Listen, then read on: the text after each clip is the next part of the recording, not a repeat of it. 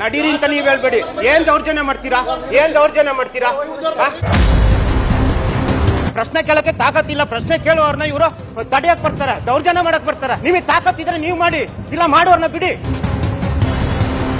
ನ್ಯಾಯ ಕೇಳ್ಬಾರ್ದು, ಇಲ್ಲಿ ಪ್ರಶ್ನೆ ಕೇಳ್ಬಾರ್ದು. ಇವ್ರಿಗೆ ಪ್ರಶ್ನೆ ಕೇಳಿದ್ರೆ ಇವ್ರು ತೊಂದ್ರೆ. ನಾವು ರಹಸ್ಯ ಕಾರ್ಯಾಚರಣೆ ಮಾಡಿದೀವಿ, ನಾವು ಸ್ಟಿಂಗ್ ಮಾಡಿದೀವಿ ಒಂದು ವಾರದಿಂದ. ಎಷ್ಟು ಸಂಬಳ ಕೊಡ್ತಾ ಇದಾರೆ ಒಪ್ಕೊಳ್ಳಿ. ಎಷ್ಟು ಸಂಬಳ ಕೊಡ್ತಾ ಇದಾರೆ? ಸಂಬಳ ಕೊಡಲ್ಲ. ಎಷ್ಟು ಮಾಮೂಲಿ ಕೊಡ್ತಾ ಇದ್ರ ಅವರಿಗೆ? ಏನೂ ಇಲ್ಲ ಸರ್. ಏನಿಲ್ಲ. ಹೆಂಗೆ? ವಿಜಯಪುರ ಆರ್ಟಿಒ ಕಚೇರಿಯಲ್ಲಿ ದಲ್ಲಾಳಿಗಳದ್ದೇ ದರ್ಬಾರು.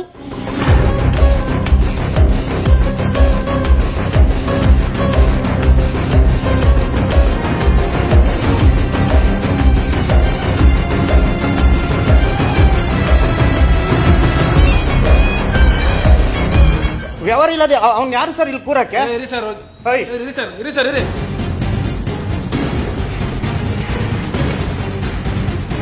ಎಷ್ಟು ಸಂಬಳ ಕೊಡ್ತಾ ಇದಾರೆ ಒಪ್ಕೊಳ್ಳಿ. ಎಷ್ಟು ಸಂಬಳ ಕೊಡ್ತಾ ಇದಾರೆ? ಸಂಬಳ ಕೊಡಲ್ಲ. ಎಷ್ಟು ಮಾಮೂಲಿ ಕೊಡ್ತಾ ಇದ್ರ ಅವರಿಗೆ? ಏನೂ ಇಲ್ಲ ಸರ್. ಏನಿಲ್ಲ. ಹೆಂಗೆ?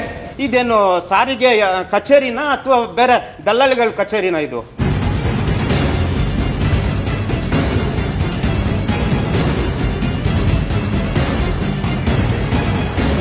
ಖಾಸಗಿಯವರ ಕೈಯಲ್ಲಿ ಸರ್ಕಾರದ ಲಾಗಿನ್ ಐಡಿ. ಒಂದು ಗೌರ್ಮೆಂಟ್ ಆಫೀಸಲ್ಲಿ ಇಷ್ಟು ಆರಾಮಾಗಿ ಲಾಗಿನ್ ಐಡಿ ಯಾರ್ದು?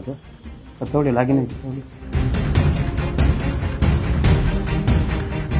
ಅವ್ನು ಯಾರು ಸರ್? ಅವ್ನು ಯಾರು? ನಾನು ಅಷ್ಟೇ ಕೇಳೋದು. ಪ್ರೈವೇಟ್ ವ್ಯಕ್ತಿ ಸರ್ಕಾರಿ ಕಚೇರಿಯಲ್ಲಿ, ಅದು ಸಿಸ್ಟಮ್ ಮುಂದೆ ಕೂರಕ್ಕೆ ಅವ್ರು ಯಾರು? ಲಾಗಿನ್ ಐಡಿ ಯಾರು ಕೊಟ್ಟಿದ್ದು? ಲಂಚ ಕೊಡದೆ ಆರ್ಟಿಒ ಕಚೇರಿಯಲ್ಲಿ ಪೇಪರ್ ಒಲ್ಗಾಡಲ್ಲ.